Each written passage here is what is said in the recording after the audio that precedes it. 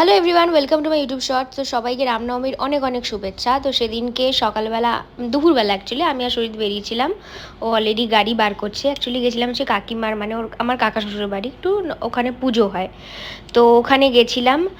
তো ওখানে রান্না বান্না সমস্ত কিছুর আয়োজন অলরেডি স্টার্ট হয়ে গেছিলো। বিশাল বড় বড় কড়াই তোমরা দেখতে পাচ্ছ। তো এখানে এখানে পুজো হয়েছে, অঞ্জলি এখনও হয়নি, হবে। দেন তারপরে ওখান থেকে আমি একটু বেরিয়েছিলাম, কারণ মারাত্মক গরম, একই রান্নার আঁচ, তার উপর রোদ্দুর পুরো একদম সেদ্ধ।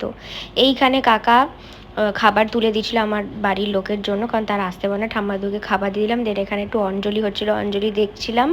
দেন তারপরে এই যে আঁকাগুলো দেখছো, ওখানে একটা বোন আছে, এই বোন কি সুন্দর সুন্দর আঁকাগুলো এঁকেছে, দারুণ আঁকাগুলো বলো।